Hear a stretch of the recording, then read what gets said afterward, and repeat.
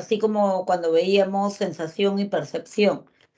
En este caso, digamos que no es tan estrecha, pero es una relación que existe y que explica también el proceso de memoria que viene a ser, digamos, el proceso más psicológico en este caso, ¿no? Eh, Probablemente la atención es un proceso o es una reacción, por llamarlo de alguna manera, que todos buscamos en un momento o en otro, ¿no? Pero a veces nos sucede así como el muchachito de la tira cómica, ¿no?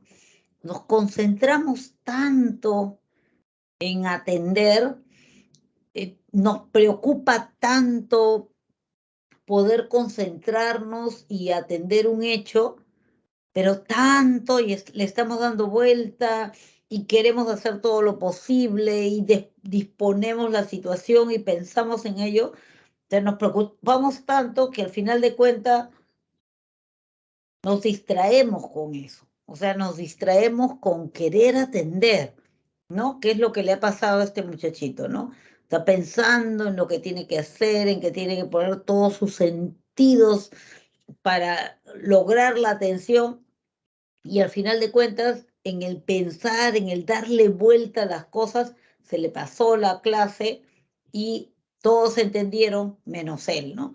Que estaba en otra cosa. Entonces, dada la importancia que tiene por ser la base de muchos otros procesos, vamos a revisar qué cosa es la atención, a qué se refiere, qué tipos de atención existen y cómo podemos mejorarla, qué es la memoria, qué tipos de memoria existen, cuáles son las etapas que podemos presenciar y que podemos identificar en la memoria, a qué se denomina enfoque modélico de la memoria, qué es el olvido, por qué se produce y cuáles son los principales trastornos de memoria, los principales, digamos que los más frecuentes, los más dañinos también. Entonces, empecemos pues por lo que es el proceso de atención.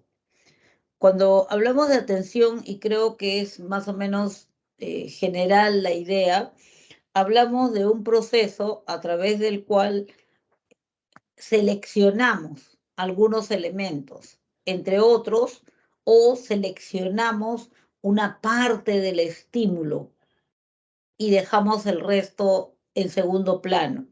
Entonces, sí, eso es atención. O sea, la atención es una suerte de filtraje, un filtro, un colador, un cernidor que deja pasar algunos elementos y no otros. ¿De qué depende? Como todos los procesos cognitivos tienen un vínculo con lo que es tu pensamiento, con lo que tú consideras relevante, con lo que es importante para ti en ese momento, ¿no? Entonces, todo, o sea, el pensamiento, el cerebro, ya les he dicho, la corteza cerebral tiene, aunque sea una fibra que está vinculada con todos los otros órganos o estructuras y eso hace que intervenga, que el pensamiento intervenga, interfiera a veces o, o influya simplemente en los otros procesos cognitivos. En este caso, al hablar de atención, hablamos de ese filtraje, de esa selección que se hace entre todos los estímulos de aquellos que son importantes para nosotros. Este proceso de atención también puede ser estudiado como un proceso de control. O sea, la atención también sirve como proceso de control para un tipo de memoria. La memoria, y es algo que anteriormente lo hemos comentado, la memoria tiene variedades. Existen variedades de memoria que se procesan de manera diferente y que cumplen una función diferente. Entonces, hay un tipo de memoria en la cual la atención se convierte en un proceso de control. Un proceso de control es un proceso que se da en nuestro organismo, en este caso en nuestra psiquis, y que va a permitir, como es un proceso de control, mejorar o obstaculizar, interferir en ese tipo de memoria. Pero ahora vamos a estudiar la atención como proceso de filtraje solamente. Entonces, de acuerdo con esto, la atención puede ser de 3 tipos. Hay varios criterios de clasificación en la atención. En este caso, cuando hablamos de los 3 tipos de memoria que tienen al frente, estamos hablando del interés que pueda tener el sujeto. De acuerdo a mi interés, de acuerdo a tu interés, la atención puede ser de 3 tipos. Atención selectiva, atención dividida o atención sostenida. Vamos a empezar por la atención selectiva. ¿Qué es atención selectiva? Es lo que te pide todo el mundo. Lo que te pide a ti, a mí. ¿Puedes atender lo que estoy diciendo? ¿Puedes atender a lo que te estoy diciendo? ¿Puedes atender lo que te estoy señalando? Allí, en esa frase, en esa expresión, lo que te están pidiendo es atención selectiva. Lo que te están diciendo, en otras palabras, es atiende mi voz y no otro sonido. Atiende lo que te señalo y no otra cosa que puedas ver. Entonces, en la atención selectiva, se pide al sujeto que atienda una parte del estímulo, atiende en esta esquinita que te estoy señalando, o atiende un estímulo determinado y no los otros de la misma modalidad sensorial. ¿Ya? Eso es atención selectiva, la que te piden, o sea, deja de lado. Pueden utilizar la analogía de figura-fondo. La figura viene a ser aquello que atiendes, el fondo, todo el resto de la misma modalidad sensorial, pero que no atiendes, que no le prestas importancia, que está ahí como una masa amorfa. Eso es. Atención selectiva es concéntrate en una parte del estímulo o concéntrate en este estímulo y no los otros de la misma modalidad sensorial. Eso es atención selectiva. El segundo tipo de atención, de acuerdo al interés del individuo, es la llamada atención dividida. Allí, bueno, ustedes ya deben estar infiriendo que se trata de la atención que ponemos a 2 o más estímulos. En realidad es un poco ambicioso decir 2 o más estímulos. Tal vez sería más preciso decir 2 o 3 estímulos. Porque es difícil que tú encuentres a alguien que atienda simultáneamente a 3, 5, 7, 9 estímulos. No vas a encontrar una persona así, ¿no? No es común, por lo menos. Entonces, cuando hablamos de atención dividida, hablamos de que atendemos a 2 o 3 estímulos. Pero si ustedes ven en su enunciado que dice 2 o más estímulos, ya también es lo mismo. Lo importante es que es la atención simultánea a varios estímulos. Este tipo de atención tiene varios requisitos, o sea, existen varias condiciones para que este tipo de atención se pueda dar. Por ejemplo, uno de los requisitos es que una de las actividades que realiza simultáneamente se haya convertido en automática. Puedo trotar e ir conversando, porque trotar es algo automático. Yo no estoy concentrada en cada uno de los movimientos que hago al trotar, no, de ninguna manera.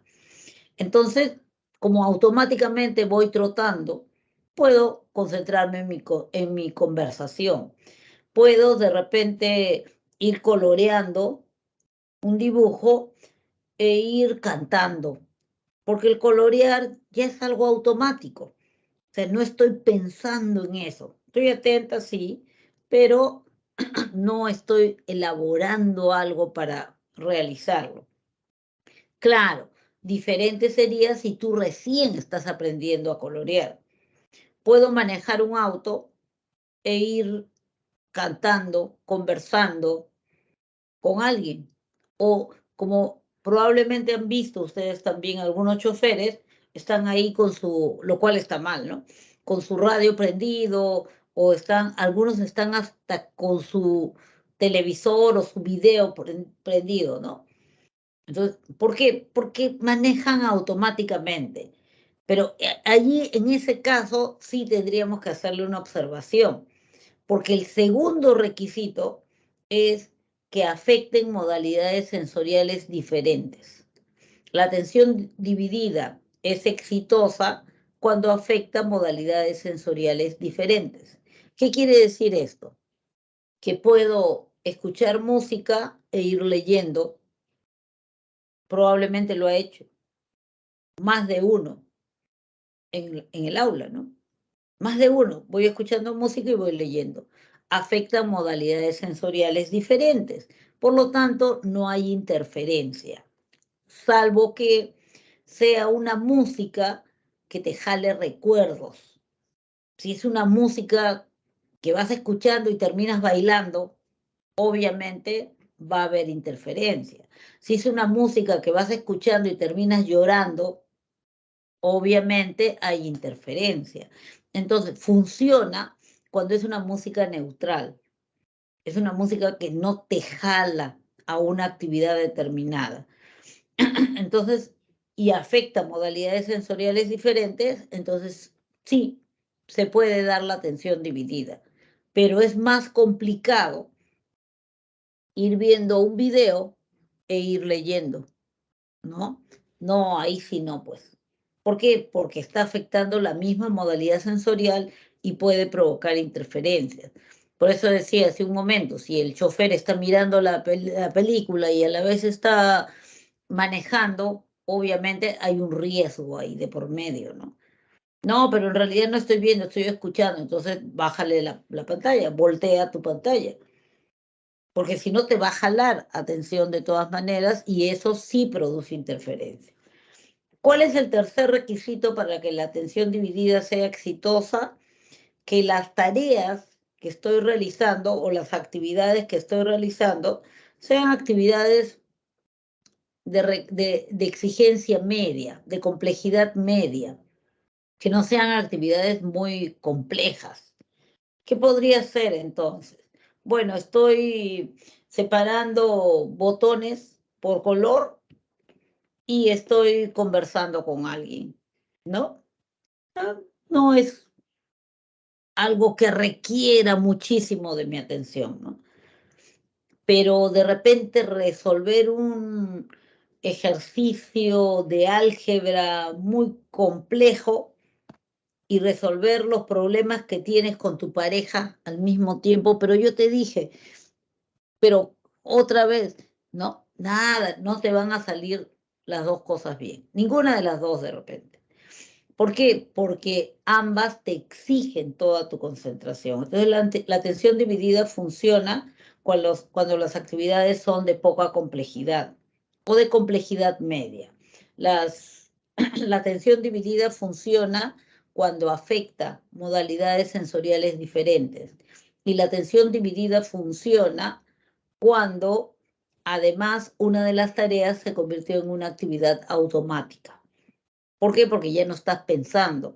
Pero si alguien recién está aprendiendo a manejar auto y el copiloto le está conversando, es probable que terminen discutiendo o que lo mande callar, ¿no? Cállate, por favor, me distraes, ¿no es cierto? ¿Por qué? Porque todavía no es una actividad automática, recién está aprendiendo. Entonces, y es una actividad compleja. Y el requisito era que las actividades sean de complejidad media, no de alta exigencia. Si es de alta exigencia, requiere toda su atención. Tercer lugar, según el interés del sujeto, tenemos la atención sostenida. Y aquí tienen que tener mucho cuidado porque muchos errores se presentan al identificar atención sostenida y suele confundirse con las otras. ¿Cómo van a identificar ustedes? La atención sostenida es la que se requiere para realizar una actividad. ¿Ya? Entonces, la atención que yo requiero para realizar una actividad esa concentración, eso se llama atención sostenida. La persona más hiperkinética que conozca, el sobrinito que llega a tu casa, empuja la puerta, se sube a la mesa, agarra el jarrón, se lo tira al perro. Así, la persona más inquieta, más movida, hiperkinética que conozca, tiene atención sostenida. ¿Por qué? Porque la atención sostenida es la atención que requieres para poder realizar una actividad. Atención que requieres para realizar una actividad, ¿ya? Entonces, ya pues, la necesitas, ¿no? Necesitas ese tipo de atención. Por ejemplo, ya hablábamos de este niñito que es hiperactivo. ¿Cómo se ve ahí su atención sostenida?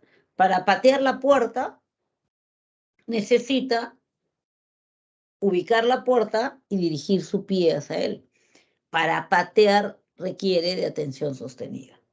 Para poder, de repente, subirse a la mesa, requiere de atención sostenida. Si no, estaría dando saltos en el aire y no llegaría a subirse a la mesa.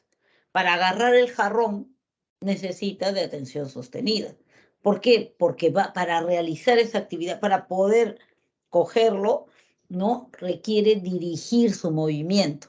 Para realizar esa acción de agarrar el jarrón, necesita atención sostenida. Para tirárselo al perro y que le dé al perro, necesita atención sostenida.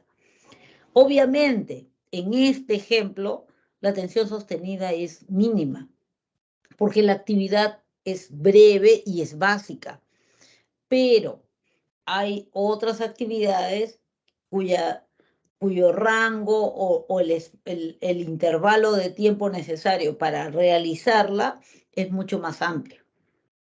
Pensemos en un cirujano que está operando 2 horas, 6 horas, 8 horas. Su atención tiene que estar permanente en la actividad. Hablamos allí de atención sostenida y es una atención sostenida mucho más larga. ¿Ya? Entonces, de acuerdo al interés que tenga o que requiera el sujeto, hablamos de atención selectiva, atención dividida y atención sostenida. Pero Sí, dime. solo quería aclarar la duda de que parece de que la atención sostenida tiene cierto parecido con la selectiva, ¿no? ¿O qué diferencia hay? Claro, ese es el error que generalmente suelen cometer. La atención sostenida es la atención necesaria para realizar una actividad, ¿ya? O sea, es la atención que te mantiene en la actividad. En cambio, la atención selectiva es la atención que está dirigida a una parte del estímulo o a un estímulo sobre otros, como figura fondo, así igualito. En cambio, en la sostenida no. En la sostenida tú puedes realizar varias actividades, varias acciones de repente, pero estás realizando solo una actividad. Operar, por ejemplo. Estás operando, pero estás operando, agarras el escalpelo, agarras de repente el bisturí, de pronto estás suturando, pero estás realizando esa actividad que se llama cirugía. En la atención selectiva no, yo escojo un estímulo entre otros de la misma modalidad sensorial para pegarme a él. No sé si te aclaré o no. Bueno, porque si dice varios estímulos en atención sostenida, suena a algo como atención dividida, así varios conjuntos acciones que hace. Pero hay una actividad que bisagra todo. Por ejemplo, en la imagen que les han puesto, la chica está realizando su tarea. Está escribiendo, de repente está sumando, está restando, pero está pegada a una actividad, desde que empieza hasta que termina. La atención selectiva en ese caso sería atiende los números, nada más. Atiende la voz de tu profesora, no escuches nada más. ahí sí. Digamos que la atención selectiva como que es más, más simple o tiene menos variaciones. En la atención sostenida tú te pegas a la actividad, desde que empiezo hasta que termino. Puede ser cortita, como cuando me subo a la mesa, o cuando subo escaleras, o cuando agarro algo, es atención sostenida, porque es la atención que me permite realizar una actividad. O puede ser cuando pinto un jarrón, atención sostenida. En cambio, la atención selectiva es la que yo dirijo para poder concentrarme en algo. Figura fondo. Agárrate ahí de figura fondo. Si esto lo puedo poner como figura fondo, está bien. Es selectiva. Bueno, porque encontré ya una definición que decía que sostenida básicamente atender un estímulo durante un largo tiempo, mientras que la selectiva atenderlo de manera concreta, así ignorando por completo los demás distractores.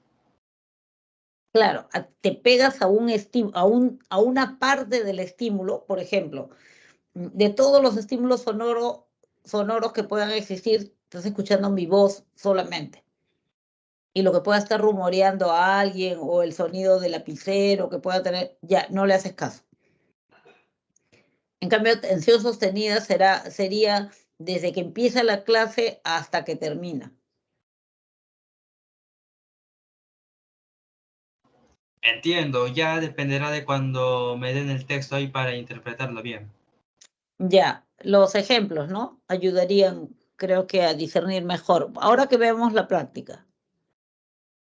Otro criterio de clasificación es por la voluntad de la persona.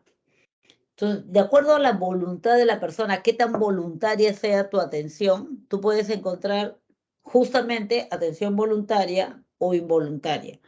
En el caso de la atención voluntaria, es una atención consciente y dirigida. Entonces, yo estoy de repente buscando, qué sé yo, naranjas. Entonces estoy fijándome primero dónde están y después estoy revisándolas y estoy atendiendo que estén en buen estado para poder seleccionarlas y ponerlas en la canasta. Es atención voluntaria. Yo dirijo la atención, yo tengo el control sobre mi proceso atencional. En la atención involuntaria no sucede eso. En la atención involuntaria, tu atención es requerida por el estímulo. O sea, el estímulo es el que llama tu atención. En la atención involuntaria, el estímulo llama tu atención. Por ejemplo, la imagen que tienen allí arriba, ¿no? La chica puede estar caminando y de pronto, ¡pum!, un choque. Inmediatamente voltea. ¡Ay, qué chismosa! No, curiosa. Nada. O sea, es involuntaria. La atención involuntaria es el estímulo jaló tu atención y eso se evalúa a nivel, o sea, se evalúa como un reflejo, una reacción. Entonces tú reaccionas automáticamente. La atención involuntaria, acuérdense, está regido por el sistema reticular. El sistema reticular dentro del tronco encefálico es la responsable de la atención involuntaria. Un golpe, inmediatamente volteas, ¿no es cierto? Como algo reactivo, porque tu sistema reticular activó tu estado de alerta. Entonces, en la atención involuntaria es el estímulo el que llama la atención, como su nombre lo indica, involuntariamente del individuo. ¿Ya? Llama la atención del individuo. Este principio de atención involuntaria es el que utilizan, por ejemplo, los medios publicitarios. La publicidad busca jalar tu atención involuntaria, porque nadie va a buscar necesariamente los avisos, ¿no? Para ver qué cosas están promocionando. Son los avisos los que quieren jalar tu atención. Tú puedes estar sentado en el bus, yendo a tu casa, tranquilo, medio dormitando inclusive, y de pronto algo llama tu atención, una lucecita que se mueve, volteas y dices, qué bonito su propaganda de Coca-Cola navideña, ¿no? Claro, eso llamó tu atención, eso jaló tu atención. Y con eso juega la publicidad. Los paneles, por ejemplo, que están en los paraderos. Hay unos paneles ahí luminosos. Eso los cambian cada 15 días o cada 3 semanas, bueno, ya. Tienen que cambiarlo, porque si no los cambian, tú te adaptas al estímulo y ya no te llama la atención. Ya no cumple su función. Pero si tú vuelves a ir al paradero la próxima semana y tú ves otro cartel, obviamente va a llamar tu atención. ¿Por qué? Por el diseño, por lo novedoso, ¿no? Por el tamaño. Por eso la publicidad juega mucho con el tamaño de las letras, el tamaño de la imagen, porque lo que quiere es llamar tu atención. Y eso es algo, como el nombre lo indica, aunque sea redundante, involuntario, que es activado por el sistema reticular, ¿no? Entonces, tenemos atención voluntaria, atención involuntaria. ¿De acuerdo a qué? De acuerdo a la voluntad, conciencia, requerimiento de la persona. Veamos ahora lo que es la memoria. Cuando hablamos de memoria, hablamos de un proceso cognitivo que cumple con 3 pasos, cumple con 3 acciones: registrar, almacenar y recuperar información. Registro, almaceno y recupero información. Las 3 actividades son necesarias. Primero, registrar la información, incorporarla. Luego, almacenarla, guardarla. La guardo y la puedo, con la posibilidad de recuperarla cuando la necesite. Registro, almaceno y recupero cuando lo necesite. ¿Ya? Esas 3 actividades tienen que estar presentes. Entonces, por eso es que existe esta expresión de metáfora computacional, porque eso es análogo a lo que sucede en la actividad de un aparato computador. En un aparato computador tú registras la información cuando digitas y metes la información, almacenas cuando lo guardas, sea en una carpeta de tu escritorio, sea en la nube, pero lo guardas, y lo recuperas cuando lo extraes de la nube o lo extraes del archivo que está en tu escritorio, ¿no? Entonces, por eso se dice que hay una analogía, hay una metáfora computacional con la memoria, de la memoria. Ojo, tienen que existir los 3 procesos, si no, no hablamos de memoria. Si solamente almaceno y después no puedo recuperarlo, no puedo hablar de memoria, de memorización. A partir de ello, se crea este enfoque, conocido con el nombre de enfoque modélico de la memoria. Fue creado por Atkinson y Shiffrin.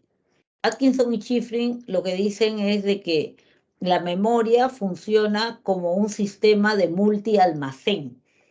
O sea, es un almacén que tiene varias variantes, ¿no? Valga la redundancia. O sea, es un almacén que tiene depósitos o guarderías de diferente calibre, de diferente tiempo. Entonces, al ingresar la información, pasa por estos 3 almacenes. El primer almacén es un almacén donde la información se queda por un tiempo sumamente breve, y se conoce con el nombre de registro sensorial. ¿A qué se refiere el registro sensorial? A la retención del estímulo por un tiempo más de su duración real. ¿Qué significa? Yo, por ejemplo, estoy mirando, lo que entra a mi ojo es diferentes ondas luminosas, ¿no es cierto?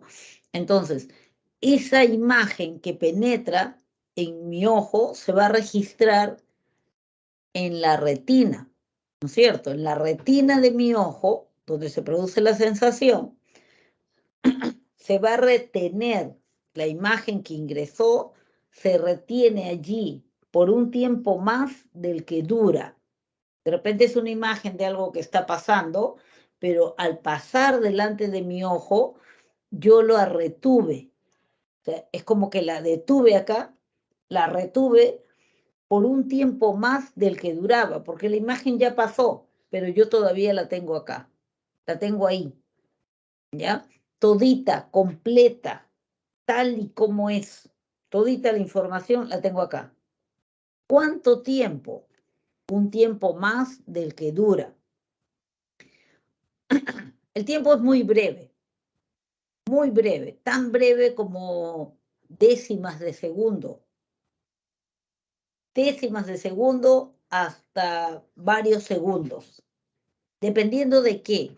Dependiendo del órgano sensorial, dependiendo de dónde se retuvo y qué tipo de estímulo. Entonces yo decía, si es un estímulo visual, se va a retener en la retina de mi ojo. Si es un estímulo sonoro, se va a retener en mi oído interno. Si es un estímulo áptico, o sea, algo que me presionó o me provocó dolor, se va a retener en las células epiteliales, en los terminales nerviosos. Si es un estímulo olfativo, se va a retener en los cilios, ¿cierto? De las fosas nasales, y así sucesivamente. Entonces, dependiendo de cuál sea el órgano afectado, va a tener diferente duración, pero todas las duraciones son sumamente breves y bordean el segundo, o sea, están alrededor, un poco más, un poco menos, pero del segundo. Estamos hablando de segundos, no estamos hablando de minutos ni de horas, no, de segundos.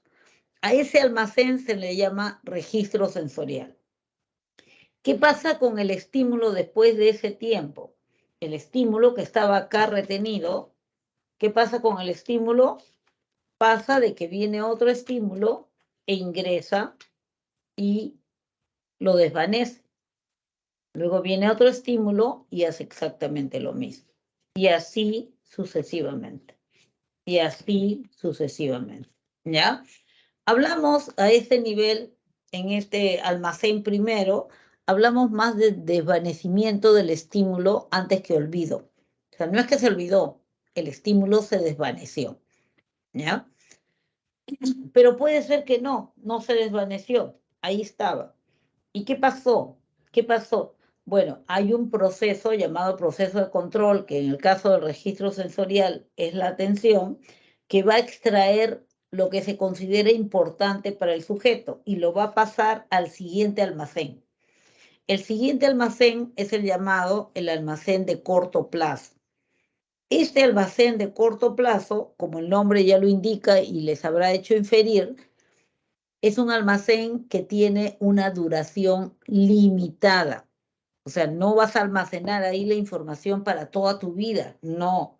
Por un tiempo nada más, por un tiempo corto. Por eso se llama almacén de corto plazo. Bueno, ahí lo almacenas por un tiempo. Intervienen también los procesos de control que pueden ayudar a que la información se mantenga en ese almacén. ¿Cuándo se almacenaría o cuándo permanecería la información ahí, en ese almacén de corto plazo? Bueno, se va a mantener ahí mientras el sujeto esté trabajando con esa información, mientras la esté usando. Es como si, vamos a suponer de que yo tengo tarjetas con palabras y mientras las esté ordenando, de repente las ordeno en orden alfabético, las ordeno por el color de la tarjeta, o de repente las empiezo a leer, o de repente las clasifico según su significado. Mientras yo esté trabajando con esas tarjetas, toda esa información de las tarjetas va a estar acá. La voy a tener ahí, en mi almacén de corto plazo. Pero en cuanto yo deje de usar las tarjetas, ya, terminé, y me voy a hacer otra cosa, voy a requerir, en esa otra actividad que voy a realizar, voy a requerir también guardar información. Entonces, ¿qué va a pasar con mi almacén? Se va a vaciar. Está lleno, pues, está lleno, pero y ahora tengo que cocinar, entonces tengo que tener acá guardado en mi memoria qué cosa es lo que estoy haciendo, qué no, cómo voy a preparar tal plato, tal otro. Entonces necesito acá, necesito información, pero está ocupado la vasija. Bueno, desocúpala. Se perdió la información y ahora ingreso la otra información que requiero. Por eso es un almacén de corto plazo. Tiene un límite de tiempo. Ahí, bueno, él decía que el proceso de control es el repaso. El repaso, repasar significa volver a pasar, significa estar trabajando con el material, pasándolo. Y puede ser que se utilice una estrategia que permita que esta información que está en el almacén a corto plazo pueda extraerse y pasarse al tercer almacén. Y el tercer almacén es el almacén de largo plazo. El almacén de largo plazo, teóricamente, es para siempre. Ahí puedes guardar tu información como si fuera un archivo general para toda tu vida. Es más, tiene la capacidad de que una vez que esté ahí la información guardada, tú puedes ir y sacarla para usarla de nuevo. O sea, tiene capacidad de recuperación, ¿ya? Por eso la doble flecha de esta raya, ¿no? Esta raya de color melón tiene una doble flecha. ¿Por qué? Porque del almacén a corto plazo pasa al almacén de largo plazo, pero cuando tú recuperas información, cuando recuerdas, sacas la información de la memoria de largo plazo y la colocas acá, en este almacén de corto plazo. ¿Por qué? Porque cuando tú extraes información, la extraes porque la necesitas para hacer algo, para trabajar, para diseñar, para conversar, para lo que sea. ¿Y con qué conversas? ¿Con qué diseñas? ¿Con qué trabajas? Con tu memoria de corto plazo, porque es tu memoria de trabajo. Entonces, cuando recuperas, la pones ahí en el almacén de corto plazo para poder usarla. Y una vez que termines, la vuelves a guardar. ¿Ya? Entonces, en el enfoque modélico de la memoria de Atkinson y Shiffrin, existen estos tres almacenes como parte y que explican también como parte de la memoria y como una explicación de la memoria. A partir de eso se crea este enfoque denominado enfoque modélico de la memoria. Perdón. Este gráfico que nos habla de los tipos de memoria. O sea, a partir del enfoque modélico de la memoria, podemos derivar que existen tres tipos de memoria.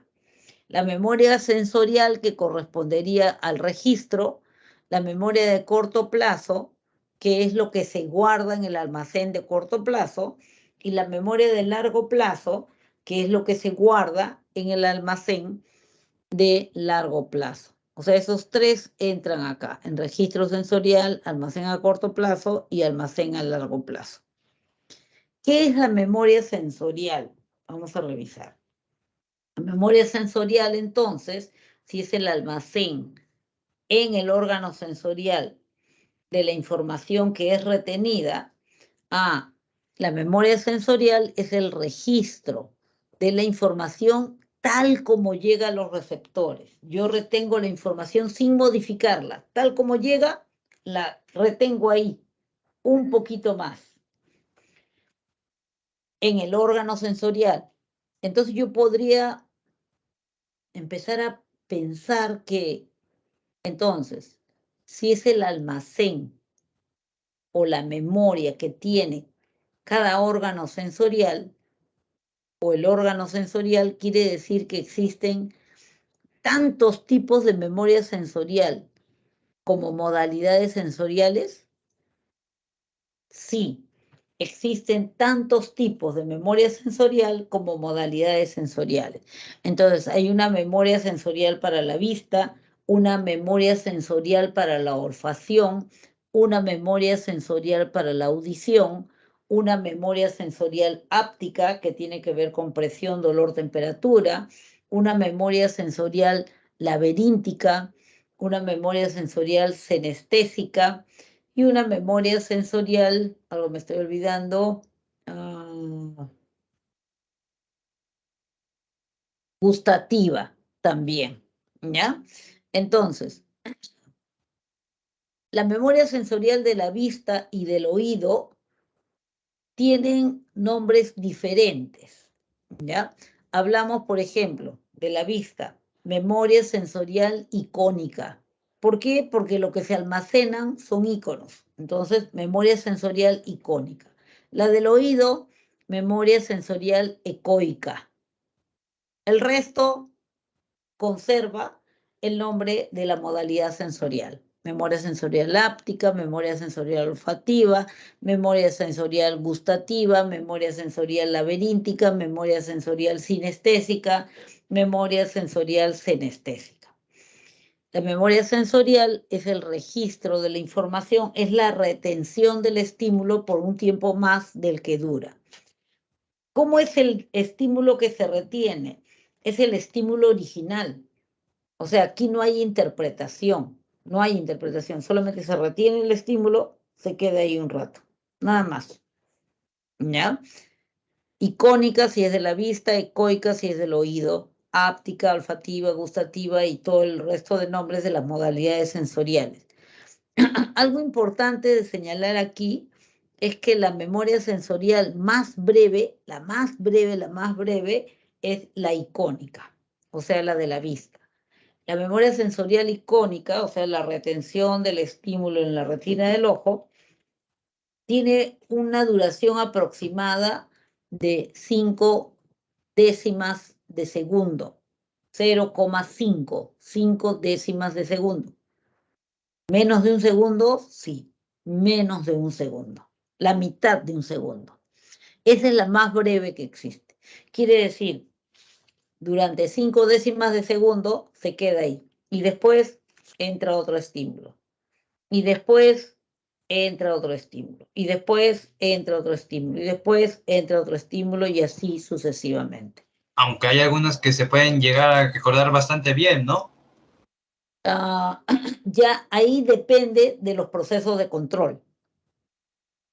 Pero mientras sea memoria sensorial, es la retención breve, que te permite, por ejemplo, que te permite, estás caminando, a veces estamos caminando y estamos viendo y no viendo.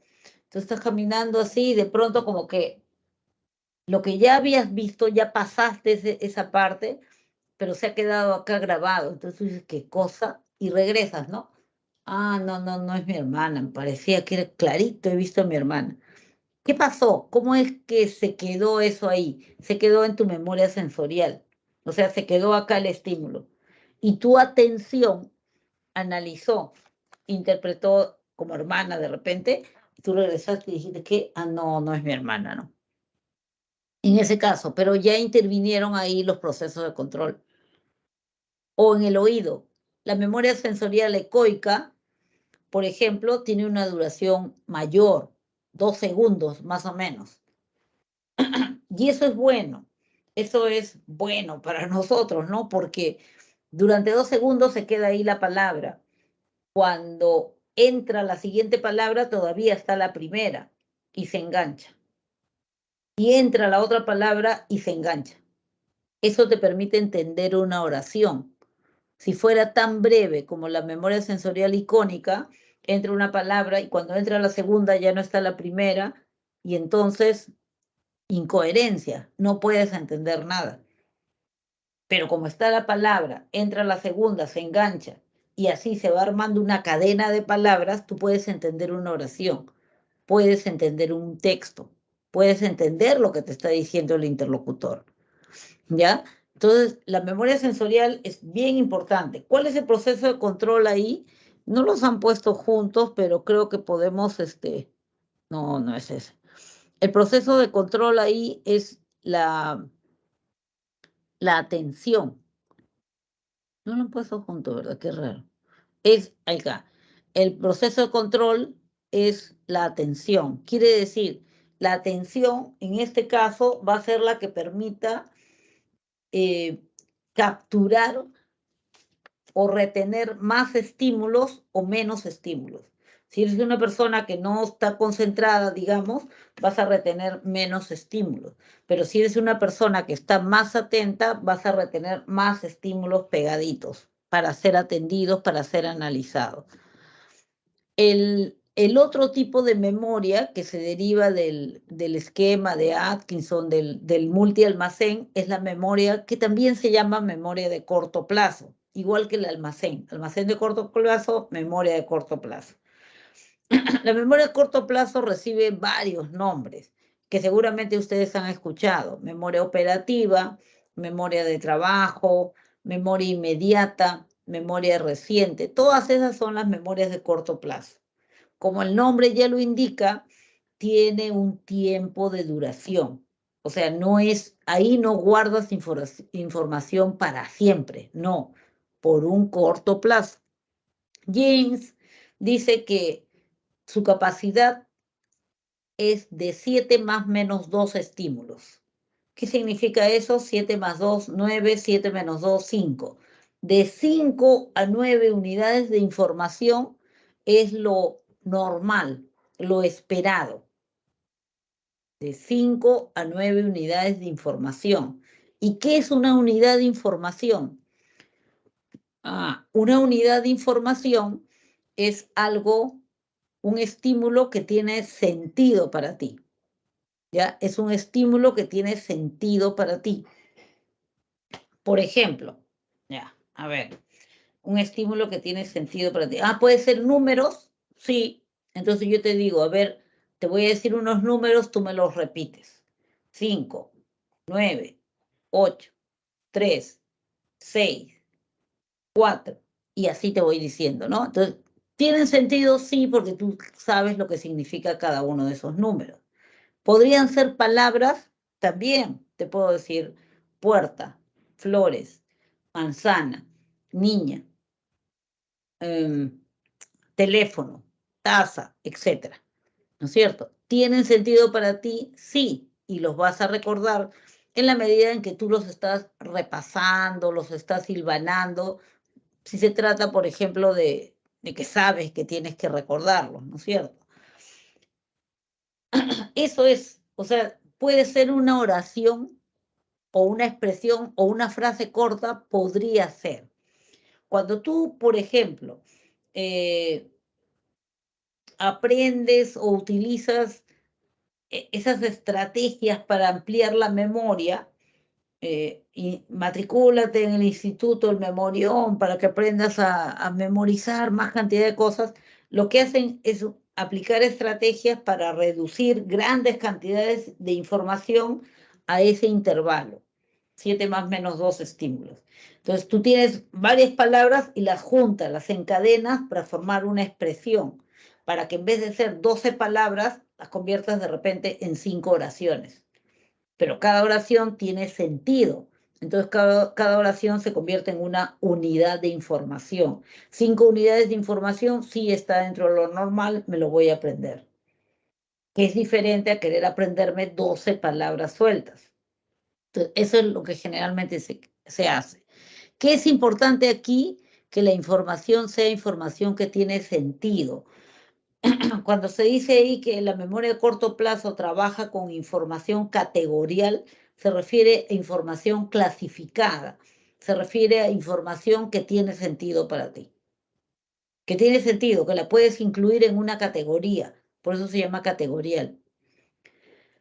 Ahora, ya está, lo tengo acá y lo estoy repasando, estoy recordando mis 7 palabras que me han dicho y ya está, pero se acabó la clase de incremento de memoria o se acabó el juego. Ya, si mañana me lo preguntan, me acordaré. Probablemente no te acuerdes de todas. ¿Por qué? Porque el tiempo de almacenamiento es también limitado. O sea, la memoria de corto plazo es limitada en capacidad y también limitada en tiempo. Quiere decir que si no repasas o no usas esa información, va a llegar un momento en que la vas a perder. A ver, aprendí las palabras, jugué, estaba bonito todo, mañana me encuentro con alguien y me pregunta, ¿y qué palabras eran las que te dijeron? Ay, de repente me acuerdo 1, 2, 3, pero no me acuerdo todas. O no me acuerdo el orden en que estaban. ¿Por qué? Porque pasó mucho tiempo que no utilizaste esas palabras, no las usaste. Y entonces se perdió la información. Por eso es importante que ustedes tengan en cuenta en qué memoria estoy metiendo la información que estoy estudiando. ¿Ya? Ya. Vamos a revisar la otra y luego regresamos. ¿Cuál es el proceso de control aquí? Bueno, el proceso de control acá en la memoria de corto plazo es la repetición o repaso. ¿A qué se refiere la repetición? Mientras yo esté usando o repitiendo la información, va a estar acá, en mi memoria a corto plazo. En cuanto lo dejo de usar, lo voy a perder, pasado un tiempo u otro. ¿Ya? En cuanto lo esté repitiendo o lo esté repasando. ¿Qué quiere decir repasar? Seguir tocándolo. Otra vez pasar. Seguir pasándolo. Seguir usándolo, si quieres, si se trata de información. Vamos a ver qué es la memoria de largo plazo. Se almacenaría en el almacén de largo plazo. La memoria de largo plazo también es conocida como memoria permanente o memoria remota, porque teóricamente se almacena allí la información para toda la vida, para siempre. Por eso están guardados los recuerdos de los tiempos más antiguos. Por eso se le llama también memoria remota. Su capacidad es ilimitada. ¿Qué recuerdos va a almacenar? Recuerdos de cosas que tienen significado para ti, de cosas que son significativas, que tienen un sentido para ti. No va a almacenar cosas sin sentidos. Va a almacenar eventos, hechos, situaciones que tienen sentido para ti. ¿Ya? Bien, entonces ahí voy almacenando durante toda mi vida, voy guardando, guardando, guardando, guardando. Sí, ahí vas guardando. Ya.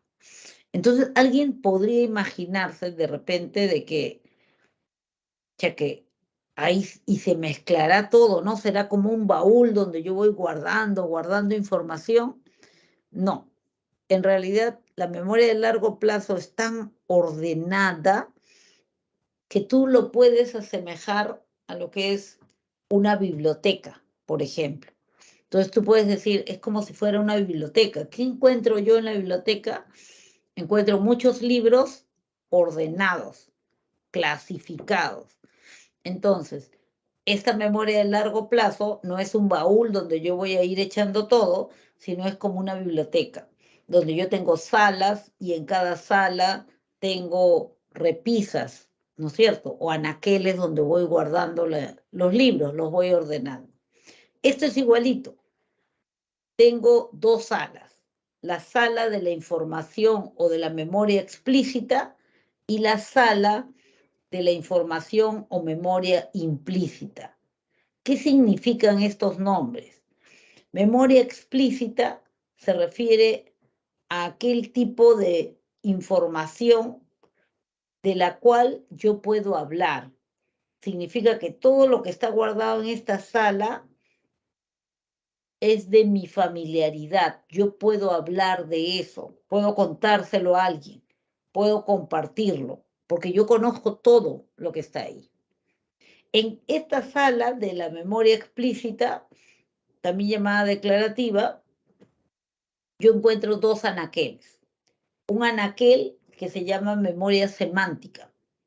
En este anaquel de la memoria semántica, yo voy a encontrar la información que está relacionada con mis conocimientos. ¿Ya?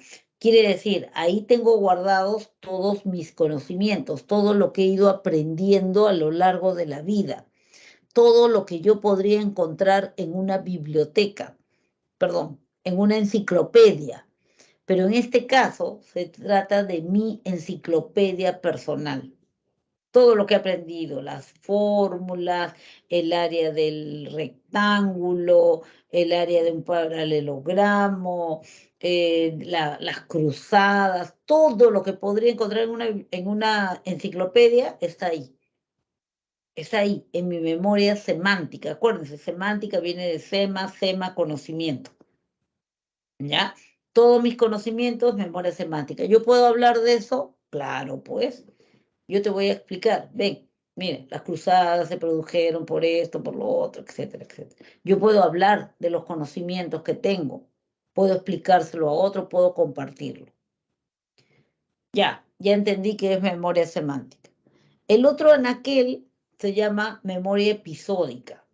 En este anaquel de la memoria episódica, yo tengo guardada toda la información que está relacionada con mis vivencias, o sea, con todas mis anécdotas, con todos los episodios que he vivido, todo lo que yo he vivido está allí, en mi memoria episódica.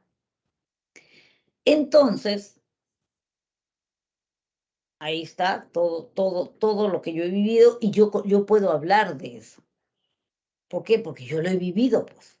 Todo lo que yo podría encontrar de repente, lo que podría encontrar en un diario, querido diario. Hoy fui al cine por primera vez con mis amigos y sin mi mamá. Ya está. Todas las vivencias que yo he tenido están ahí, que podrían estar anotadas en un diario, están allí en este anaquel que se llama memoria episódica. ¿Por qué creen que se divide así? ¿Por qué? Por molestarlos, por darle nombres diferentes. Episódica viene de episodio, episodios de tu vida. ¿Por qué hay una separación entre la memoria semántica y la memoria episódica? Si ambas tienen información explícita, o sea, si ambas tienen recuerdos de los cuales yo puedo hablar. ¿Por qué se dividirá memoria semántica y memoria episódica? A ver.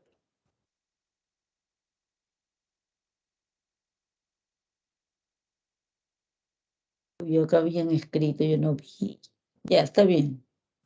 A ver, ¿por qué se dividirá la memoria semántica de la memoria episódica? ¿Para molestarlos?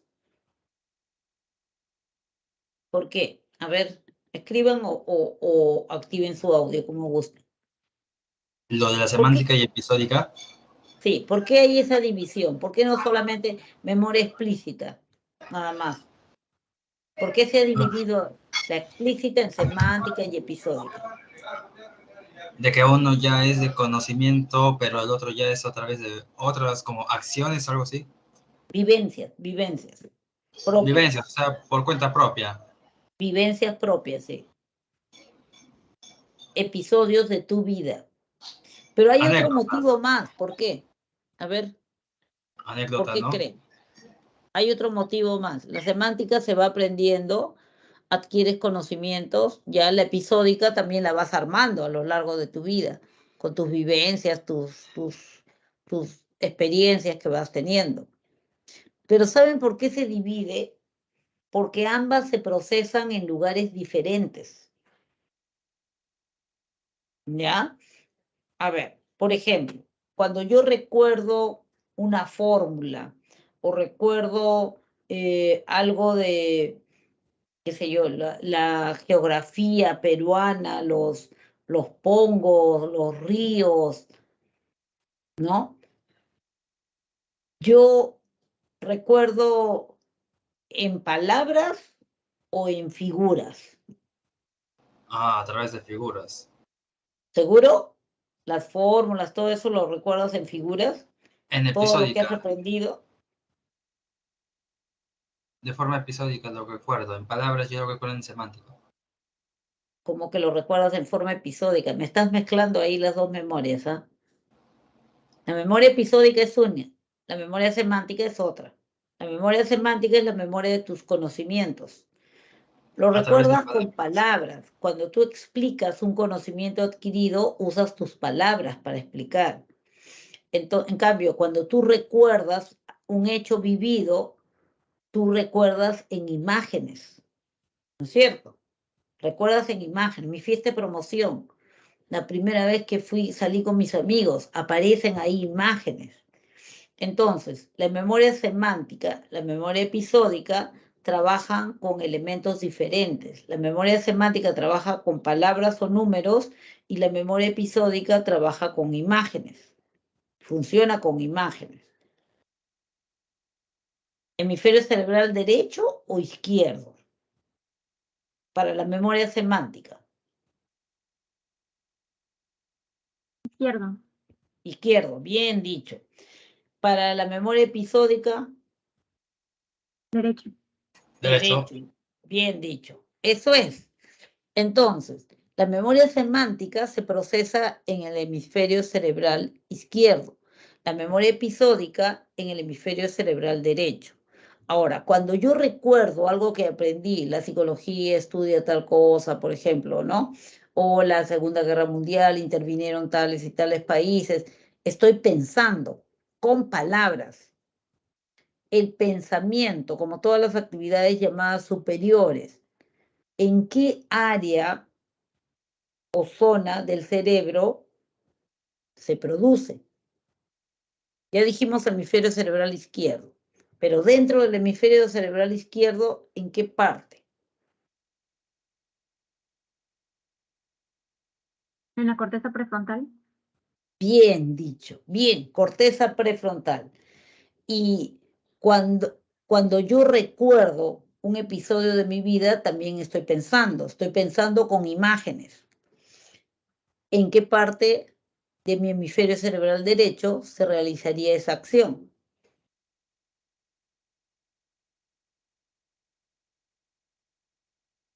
También estoy pensando, con imágenes, pero estoy pensando.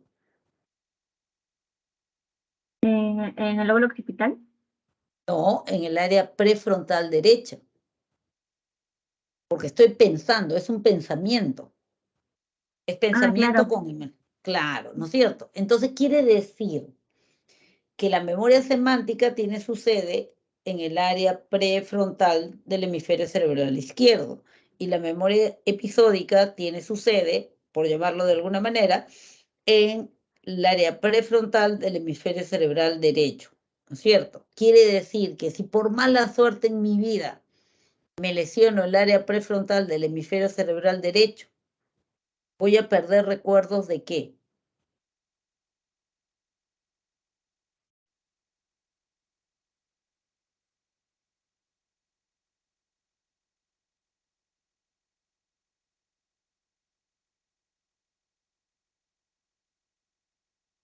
¿Episodios de mi vida o conocimientos?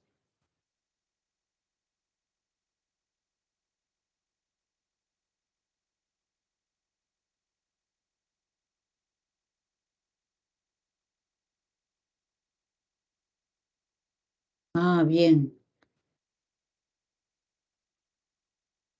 Ya, a ver, si yo me lesiono área prefrontal del hemisferio cerebral derecho, voy a perder recuerdos de qué. Vivencias, episodios de mi vida, conocimientos. Memoria episódica. Bien, se va a ver afectada mi memoria episódica. Lo más probable es que yo pierda el recuerdo de algunos o de todos, dependiendo del tamaño de la lesión, de episodios de mi vida. Pero si lo que me lesiono es el área prefrontal del hemisferio cerebral izquierdo, ¿en qué se va a ver afectada mi memoria?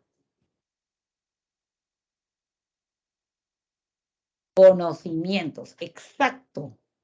Bien, Rodrigo, se va a ver afectado mis conocimientos. ¿Se dan cuenta? Entonces, generalmente sucede así, por la carencia es que uno saca la conclusión. Cuando alguien se daña algo, ¿qué cosa es lo que pasa? Bien, terminamos con la memoria explícita. Ya sé a qué se refiere la memoria explícita y por qué está dividida así. Pero había otra sala en esta biblioteca llamada memoria de largo plazo, que era la sala de la memoria implícita. En esta sala de la memoria implícita también hay dos anaqueles. Una en la cual que se llama memoria procedimental y otra que se llama memoria emocional. ¿Por qué se le llama memoria implícita?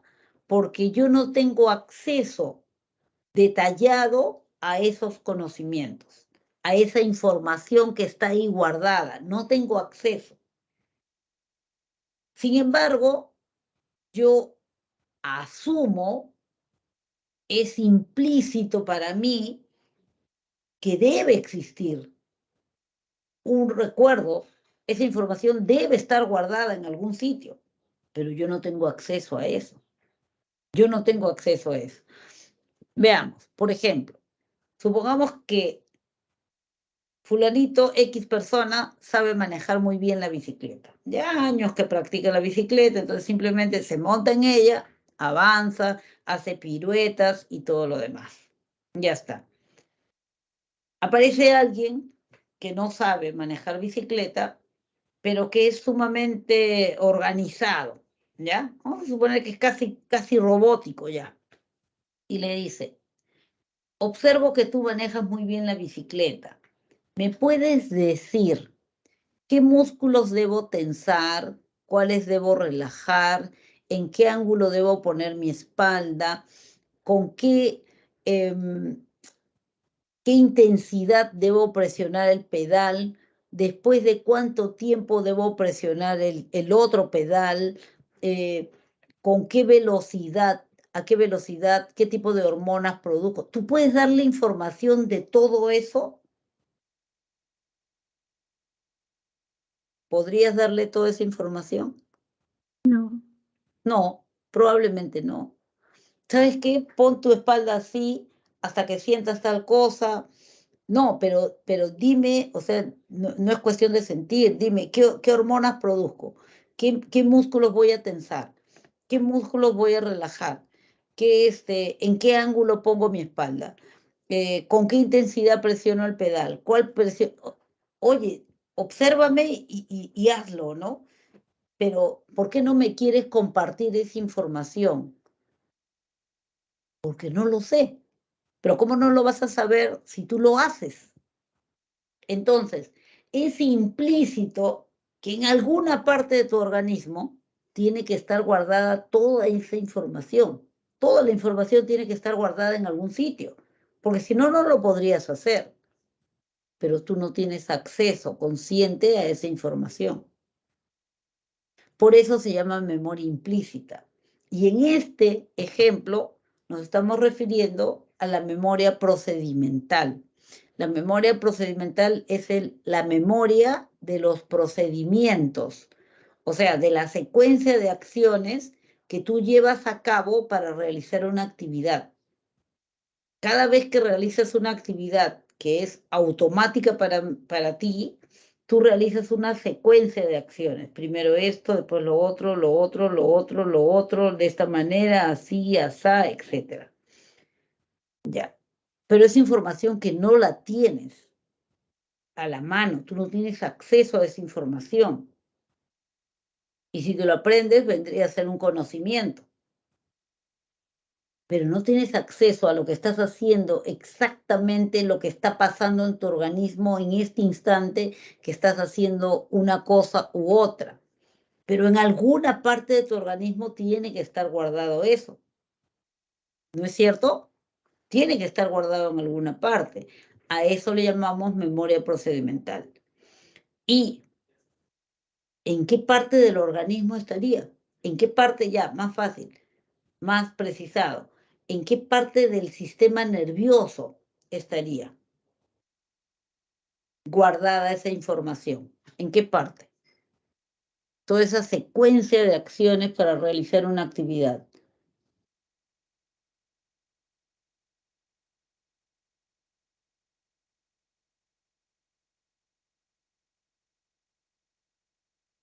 A ver, ¿en qué parte? ¿En qué parte suponen ustedes o recuerdan o infieren que debe estar guardada esa secuencia de acciones para realizar una actividad? ¿En el cerebelo? Bien, bien dicho, en el cerebelo.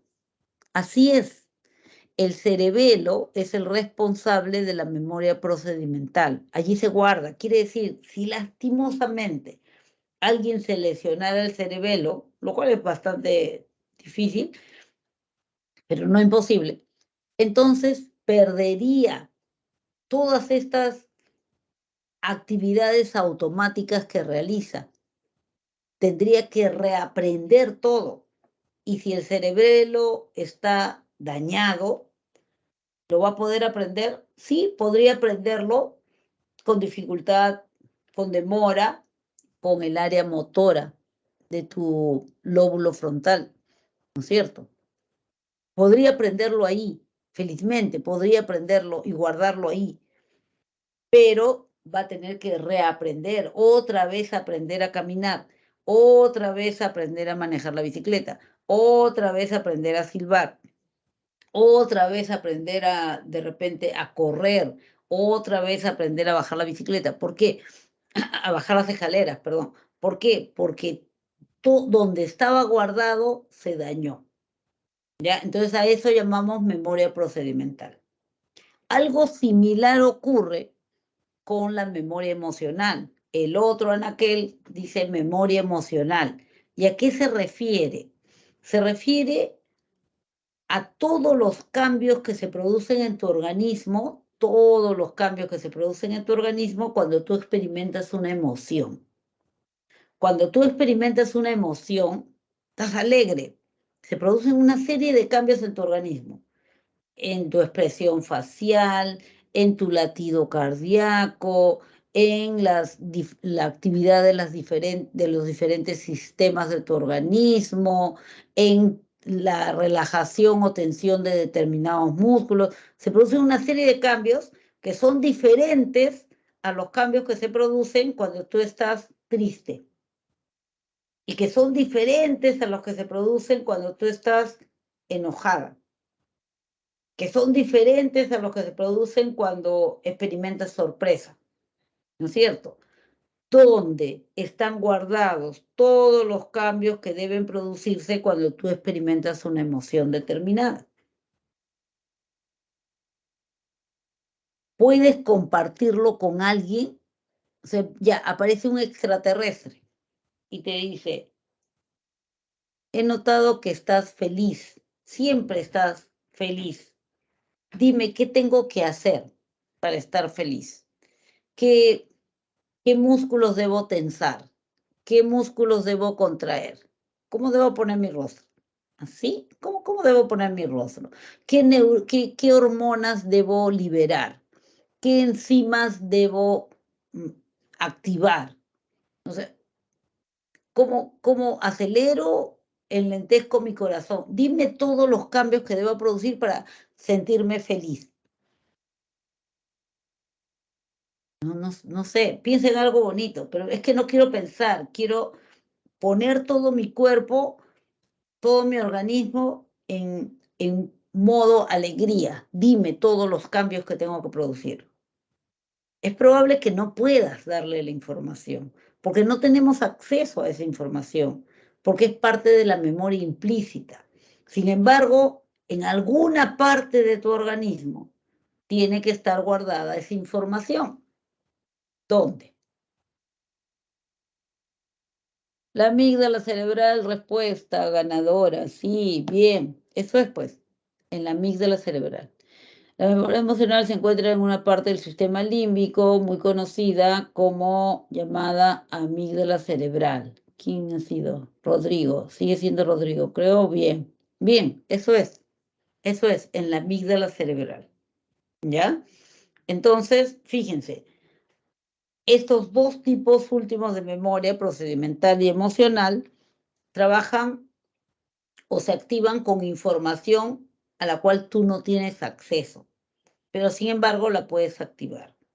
Ahora, cuando tú vives un momento determinado, puedes guardar información de un mismo hecho en diferentes lugares. Estás en la clase, aprendiste cosas para tu memoria semántica. Pero en la clase te pasaron algunas cosas interesantes, bonitas, ¿no? a la memoria episódica también. Y aprendiste, como era una clase práctica, aprendiste de repente el origami, qué sé yo, memoria procedimental, también se guardó algo. Y eso te dio mucha alegría, también se guardó algo, ¿ya? Entonces, los diferentes tipos de memoria están relacionados con diferentes eventos. La memoria semántica siempre relacionada a conocimientos, la memoria episódica siempre relacionada a vivencias, la memoria procedimental relacionada con secuencia de acciones para realizar una actividad, relacionada con las actividades automáticas. Y la memoria emocional, y ahí tienen que tener cuidado, está vinculada o se hace presente cuando tú vuelves a experimentar una emoción, ¿ya? Porque estamos hablando de memoria, estamos hablando de recuerdos. ¿Qué recuerdas? ¿Qué activas? Otra vez activas la emoción. Cuidado que se equivoquen con la memoria episódica. En la memoria episódica yo voy a relatar algo que sucedió. Pudiera suceder, pudiera pasar, de que mientras relato me emociono de nuevo. Entonces ahí están funcionando las dos memorias, episódica más emocional. Pudiera ser que lo relate nomás como un hecho indiferente, que no me atañe, y solo es la memoria episódica. Podría suceder también que yo no me acuerde del episodio, sin embargo, reviva emociones en determinadas situaciones. Y en este último caso, solo se estaría activando la memoria emocional. Esta separación de repente se puede ilustrar cuando leemos algún caso donde esté presente un trauma de repente. De repente un niño que, vamos a ver, lo encontraron tirado en un parque, maltratado,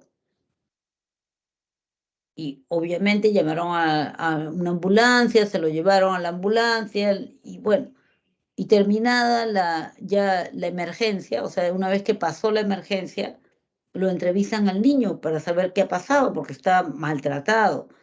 Entonces le preguntan, cuéntanos qué pasó. Y el chiquito dice, no me acuerdo.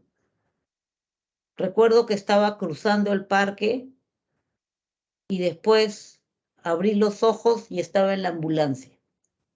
Pero, ¿quién te golpeó? No sé. ¿Fue una persona? ¿Fueron varias?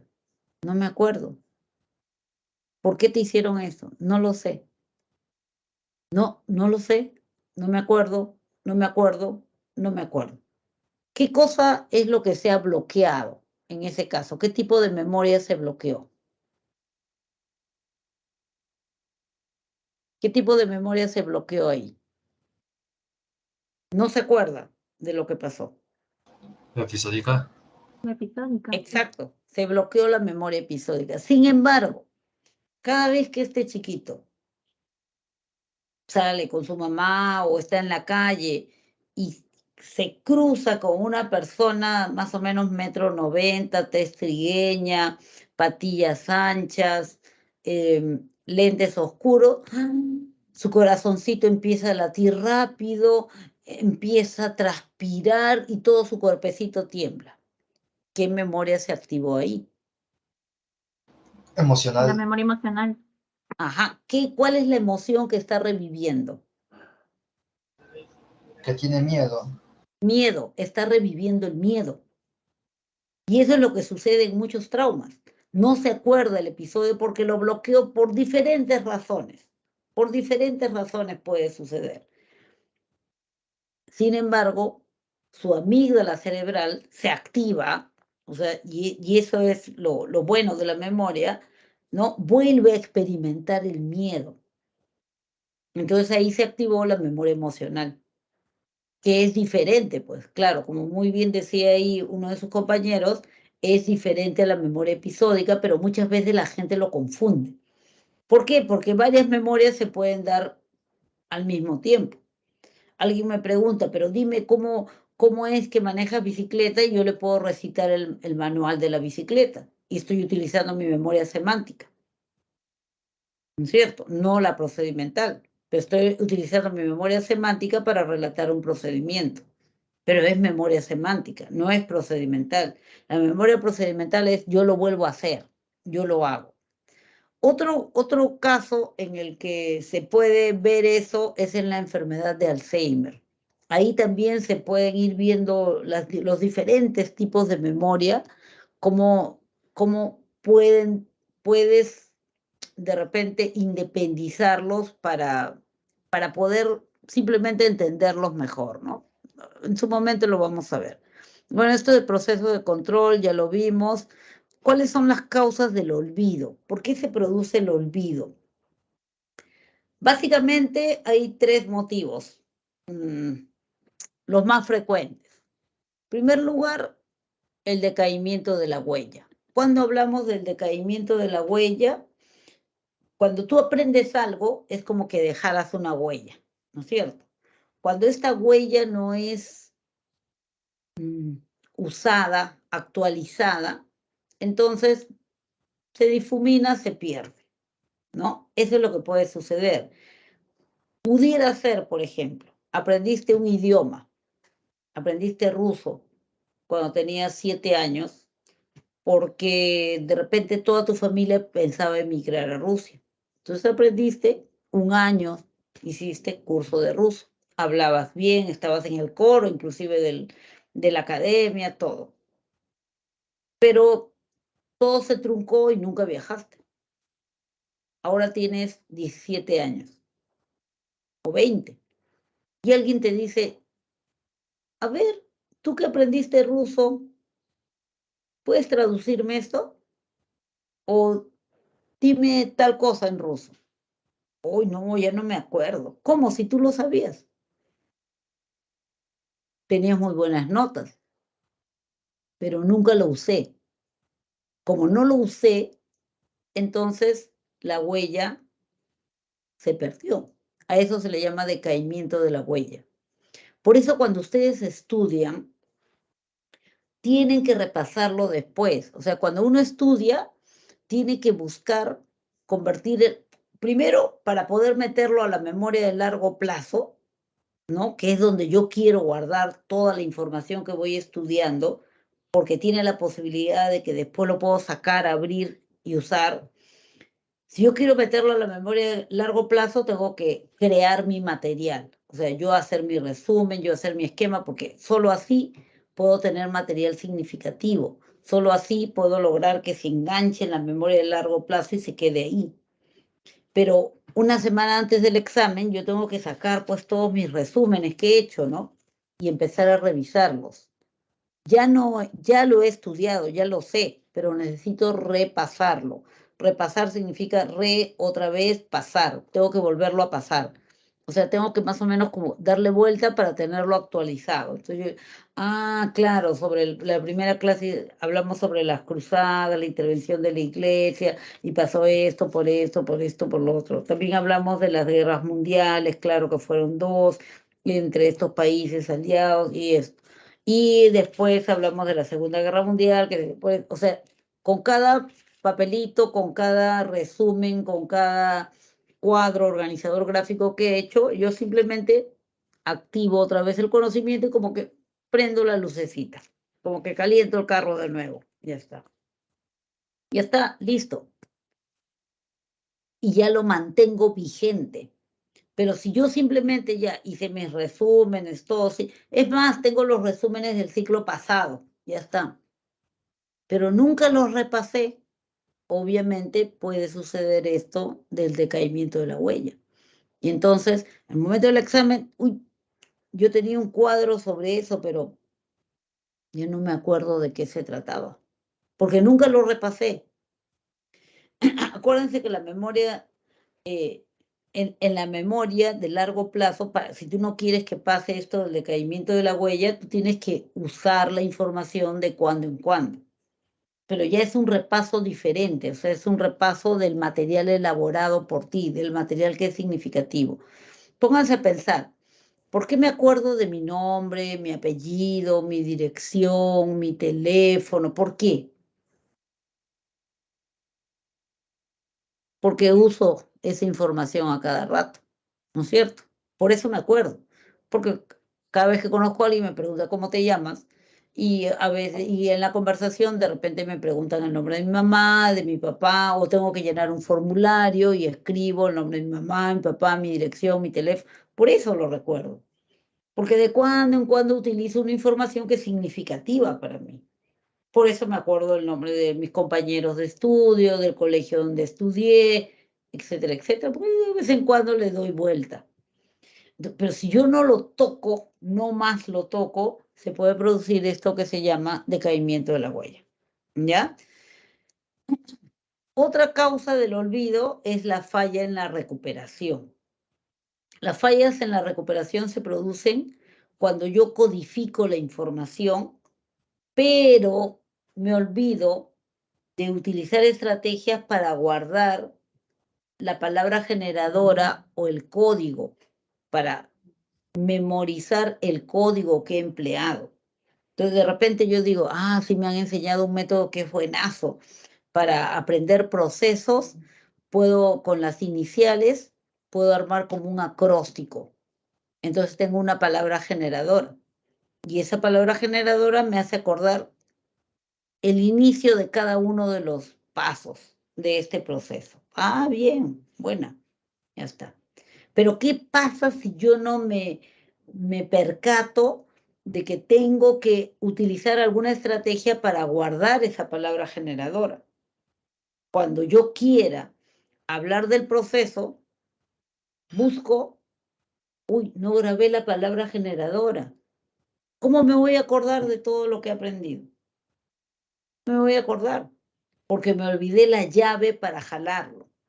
Entonces yo digo, yo sé, yo he aprendido eso, pero, ¿cómo era? Lo tengo en la punta de la lengua, pero no me acuerdo. O sea, sé que tengo la información, pero no sé cómo jalarla. ¿Por qué? Porque no me percaté de la importancia que tenía guardar la llave, la palabra generadora, la palabra que me va a jalar toda la información. Entonces, a eso se le llama falla en la recuperación. Armo códigos, pero luego no sé cómo utilizarlos. Otra de las razones por las cuales yo me puedo olvidar es una interferencia. La interferencia puede ser emocional o puede ser una interferencia cognitiva. Hablamos de una interferencia emocional cuando algún hecho o suceso que te emociona o te conmociona se da al mismo tiempo que tu aprendizaje. De repente tú estás, sí, tienes razón, voy a armar mis organizadores gráficos porque yo no soy de resúmenes, yo mejor hago cuadros o mapas, mapa mental, mapa semántico, y bueno, ya yo hago lo que yo mejor sé. Estoy armando, ordenando mi material, pero me doy cuenta que son las 9 y mi pareja, mi enamorado, sale de trabajar a las 8, siempre me llama 8:15. Qué raro que no me llamó. Uy, qué raro que no me llamó.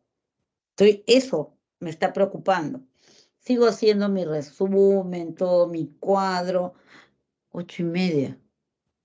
¿Habrá pasado algo? Qué extraño. Y sigo haciendo mi cuadro, todo. O de repente esa chica que siempre le anda pidiendo que le explique todo, seguro que ella lo retuvo. Sí. Sigo haciendo mi cuadro. En el momento del examen, yo digo, no, sí, yo he hecho un cuadro, todo. ¿Cómo era? Yo creí que lo había guardado, pero la interferencia emocional fue tan fuerte que no lo fijé, que no permitió que yo estableciera el vínculo adecuado. Y no lo guardé. Creí que lo había guardado, pero no me acuerdo. Una interferencia cognitiva se da cuando los conocimientos previos que tú tienes son incompatibles con los conocimientos nuevos y tú no estableces el vínculo. Entonces, simplemente tú tienes ahí conocimientos sobre un tema y ahora vienen y te dan otra información, pero que no es compatible. Pero tú haces lo posible por guardarlo, lo guardas pero como hay incompatibilidad, no hay dónde se enganche. Y como son incompatibles, este conocimiento que ya tienes guardado más bien repele el otro. Y entonces ya no te acuerdas. O podría ser al revés, ¿no? De repente el conocimiento nuevo anula el conocimiento que ya tienes guardado. Entonces, de aceptar o de guardar este conocimiento, estarías negando este que ya tenías guardado. Y como ya lo tenías guardado, lo tienes bien enraizado ahí, este nuevo conocimiento no tiene dónde engancharse y lo pierdes también.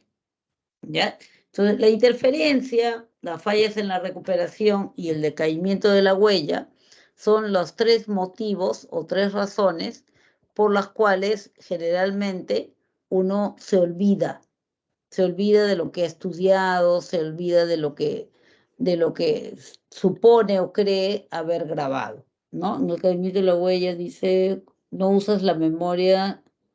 No usas lo que tienes guardado en tu memoria y entonces se empieza a perder. Claro, es cuando no lo usas. Acuérdense del aprendizaje de los idiomas. Ese es el mejor ejemplo. Algunos dicen de los instrumentos musicales, pero en los instrumentos musicales o en los bailes a veces queda la memoria procedimental. O sea, queda como que tus deditos se acuerdan, ¿no? De cuál es la secuencia, porque eso está en el cerebelo. O tu cuerpo se acuerda de cuál es el movimiento que aprendiste, ¿no? Eso puede suceder. Bien, ¿a qué se llama trastornos de la memoria? Ahora ya no estamos hablando de olvido, estamos hablando de trastornos en la memoria. Cuando hablamos de trastornos de la memoria, cuando la memoria se bloquea, cuando pierdes la memoria, que es diferente a perder una información. Cuando tú pierdes la memoria, eso es algo más grave. Generalmente, la pérdida de memoria se llama amnesia. Entonces, hablamos de amnesia para referirnos a la pérdida de memoria provocada generalmente por un accidente cerebrovascular. ¿Qué es un accidente cerebrovascular? Un accidente que se produce en el cerebro y por derrame de sangre. Por eso se llama vascular, porque son los vasos capilares generalmente, o podría ser una arteria en un caso más grave, que se rompe, como que explota, se rompe y entonces se derrama la sangre. Por eso se dice, ha tenido un derrame cerebral. Se rompió el vasito, se derramó la sangre. Nuestra sangre tiene una temperatura alta, es caliente, por lo menos para las neuronas. Entonces, es esa temperatura de tu sangre la que va a matar neuronas y va a provocar un daño, ¿ya? Un accidente cerebrovascular podría producirse por un accidente aparatoso, ya se volcó el carro, pero podría producirse sin que hayas tenido un accidente real de tránsito ni nada, ¿no? Sin que te hayas caído. ¿Por qué podría producirse? Generalmente se produce por presión arterial alta. Entonces, la gente que es hipertensa o que padece presión arterial alta tiene que estar controlada siempre. Tiene que tomar su medicación. Si no toma su medicación, ¿qué sucede?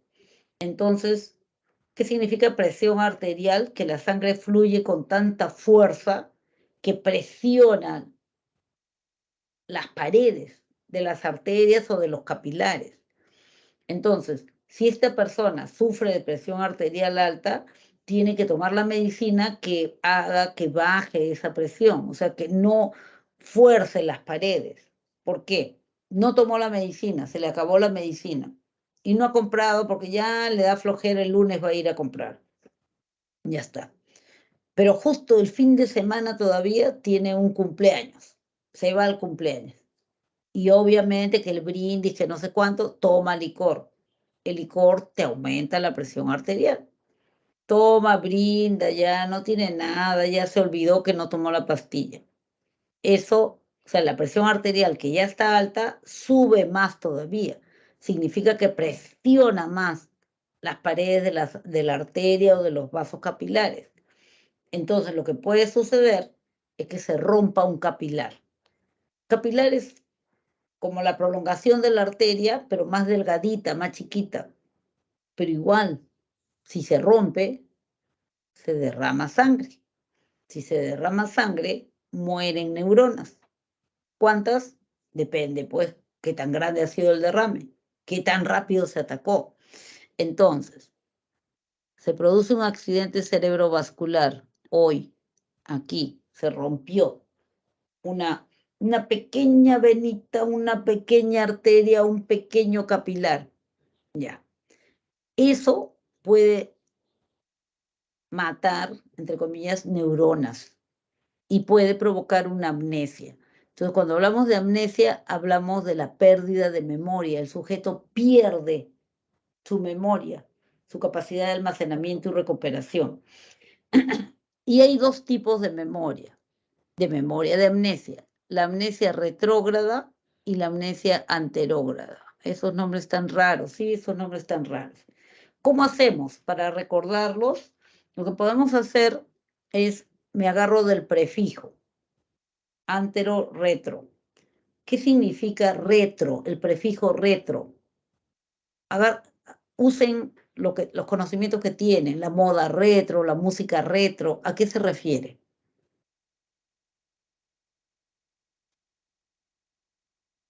¿A qué se refiere?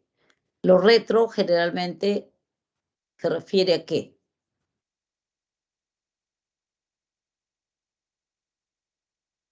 Lo anterior. Lo anterior, lo antiguo, ¿no es cierto? Lo pasado, ya está. Entonces yo digo, ya, amnesia anterógrada, o perdón, el prefijo retro es más conocido, ¿no? Entonces yo digo, ya, hoy tuvo su accidente cerebrovascular. Entonces, el médico me dice que tiene amnesia retrógrada. ¿Qué significa? Retro, anterior, antiguo. Todo lo anterior al día del accidente lo perdió. Perdió todo lo antiguo.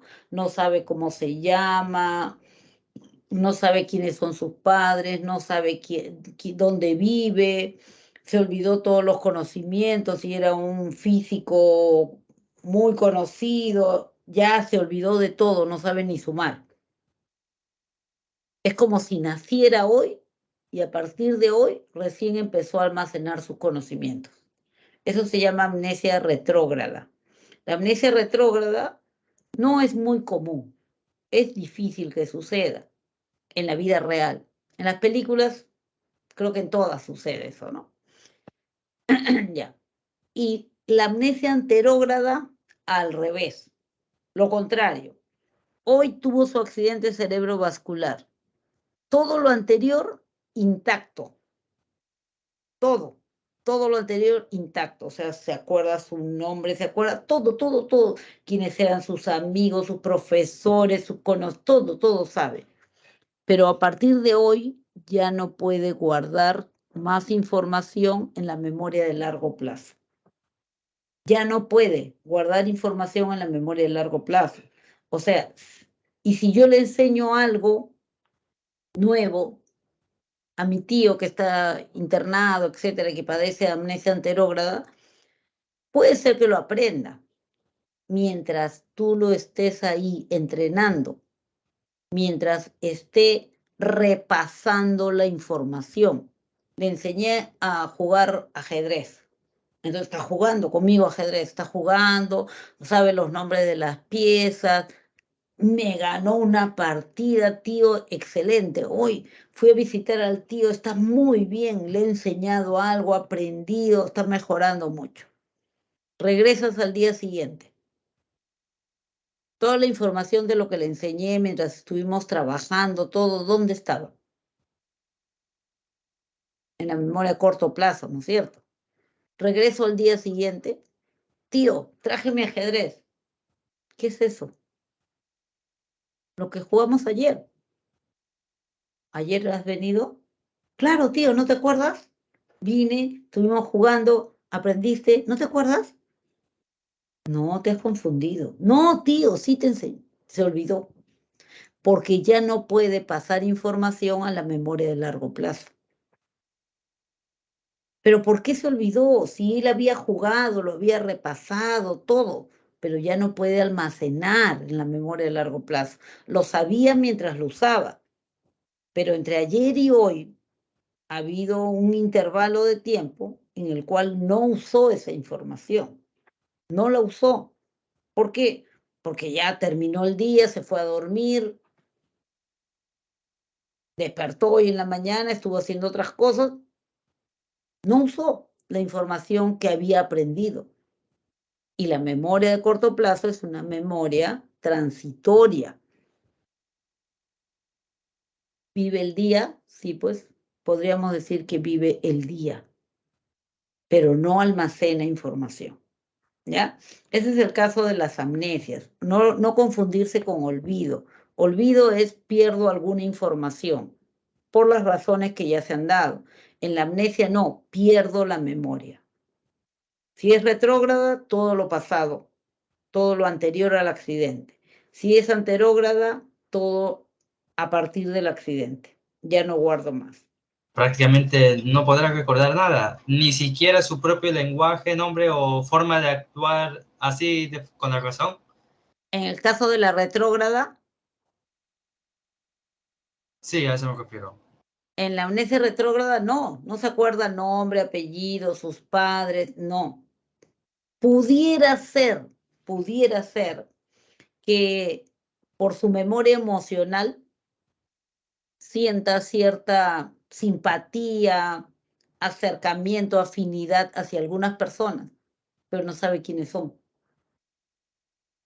Y cierta animadversión de repente con otras, rechazo, pero no sabe quiénes son ni por qué. En la retrógrada, que es la menos frecuente, pero en la anterógrada sí se acuerda todo lo anterior, pero ya no guarda más información. En el caso de las paramnesias, lo borré. En el caso de las paramnesias se refiere a falsos recuerdos, ¿ya? Los más conocidos son el déjà vu, el jamais vu. Aquí en realidad no hay una explicación clara, hay teorías que tratan de explicarlo, simplemente. En el caso del déjà vu, por ejemplo, es lo ya visto, o sea, es enfrentarse a una situación nueva y sentir como que yo ya lo viví, yo ya he vivido esto.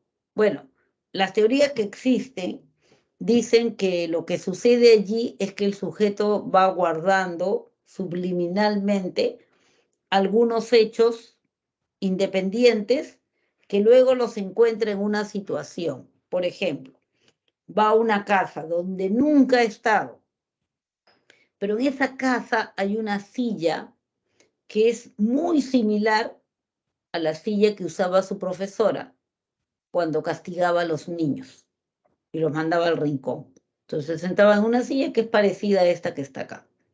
Nunca se había percatado, o sea, no lo tomó como un hecho principal, ¿no? Pero el recuerdo estuvo ahí subliminalmente guardado, asociado a la situación. Y las cortinas que tiene esta casa donde he llegado son parecidas, muy parecidas a las cortinas que habían o que estaban colocadas en una película de terror que me impactó muchísimo. Pero yo no le hice mucho caso a las cortinas, sino a los sujetos que aparecieron y a todo el hecho, pero ahí estaban esas cortinas. Y lo registré así subliminalmente. Y la camisa del personaje se parece mucho a la camisa de un cuadro que yo vi que también era de algo relacionado con homicidios y situación peligrosa. Ya. Pero tampoco me fijé en la camisa, más me fijé en el personaje, pero subliminalmente se guardó. Al encontrarme ahora en esta habitación donde se han juntado varios recuerdos fijados subliminalmente, yo siento la situación familiar. Entonces yo concluyo, yo ya he vivido esto. No, yo ya he estado aquí. pero si primera vez que venimos aquí a Montreal, no puede ser. No, yo ya he estado acá. No, yo lo he vivido, no puede ser. O sea, esto es conocido para mí, pero es un falso recuerdo. Igual en el Yamasbú, en el cual el sujeto simplemente no llega a asociar cosas que ya, o a reconocer cosas que ya ha vivido. Toda la vida vivió en esta chakra, ahora llega y dice, no, no, yo nunca estuve aquí. Y de repente tiene que ver con este otro trastorno también, que es de repente bastante conocido, Alzheimer, ¿no? Cuando hablamos del Alzheimer, hablamos de una enfermedad que es progresivo-degenerativa. Significa que siempre está progresando, siempre está aumentando. ¿Qué es lo que aumenta? La degeneración neuronal, la muerte de neuronas. Entonces, esta enfermedad es así, progresivo-degenerativo.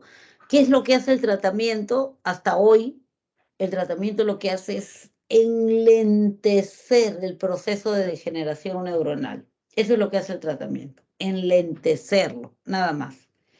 De repente, de aquí a unos años, de repente hasta alguno de ustedes podría investigar, ¿no? Y lograr que detiene el proceso de degeneración neuronal. Falta todavía bastante trabajo. Por ahora solamente se enlentece. ¿Qué es lo primero que pierde el enfermo de Alzheimer? Todo lo cortical, o sea, todo lo que está en la parte del sistema nervioso que es más nueva, filogenéticamente hablando. La parte más nueva es la sexta capa de neuronas, lo que llamamos el córtex o corteza cerebral. ¿Qué es lo que se procesa ahí refiriéndonos a la memoria? Acabamos de verlo, la memoria episódica, la memoria semántica. Entonces, ¿qué es lo primero que pierde el enfermo de Alzheimer? Alternativamente, pierde el recuerdo de sus vivencias, de sus conocimientos, de sus vivencias, de sus conocimientos, sus vivencias, sus conocimientos. Pero sin embargo, si maneja, puede seguir manejando auto. Si toca piano, puede seguir tocando el piano. Sale a trotar, de repente sabe jugar fútbol, sabe el esgrima, pero y eso, no, de repente hasta se emociona con una canción, pero y eso no lo pierde, todavía no. Primero va a perder todo lo que son vivencias, todo lo que son conocimientos, y después ya va a pasar a otras capas de neuronas. Y acuérdense que lo procedimental, o sea, lo relacionado con caminar, manejar auto, tocar el piano, es cerebeloso. Y lo relacionado con emociones es amigdalino, ¿no es cierto? Es límbico, es sistema límbico, amígdala cerebral. Va a llegar un momento en que le afecte esas partes y pierda también esos recuerdos, sí va a llegar un momento. Pero van a pasar muchísimos años antes de que pierda eso, que pierda inclusive el deglutir, no va a poder deglutir lo que está comiendo. Se va a quedar ahí postrado en cama porque ya no puede caminar. ¿Va a pasar? Sí va a pasar. Pero van a pasar muchísimos años hasta que llegue a ese punto. Bien, chicos, ahí tienen la clave de respuestas. Acuérdense cuál es la secuencia siempre. Primero leo mi boletín, después leo mis apuntes. Ya leí mi boletín, ya leí mis apuntes, ahora armo mi propio material, mi propio resumen, mi propio organizador gráfico. Ya lo hice, recién agarro mi práctica. Resuelvo la práctica como si fuera un examen, sin celular, sin apuntes. Termino de resolver la práctica hasta la última pregunta, entonces recién agarro mi clave de respuestas y chequeo. Cualquier evaluación que ustedes se tomen va a servir justamente para que ustedes puedan ver si ese resumen, si ese organizador gráfico que hicieron está bien o hay que corregirlo. Me equivoqué acá, ¿por qué me equivoqué? No había colocado esto, lo coloco, lo corrijo, lo depuro, mejoro mi resumen, mejoro lo que yo he construido. Igual, si ustedes detectan que todavía tienen algunas dificultades en algunas áreas que no lo dejan rendir al 100%, tienen a su servicio, a su disposición, lo que es la atención psicopedagógica. Solamente tienen que solicitar la cita y, bueno, y cumplir o esmerarse en trabajar un poco más hasta lograr su 100% de rendimiento, ¿no? Eso sería todo de mi parte. Muchísimas gracias por estar allí. Felicitaciones por estarlo.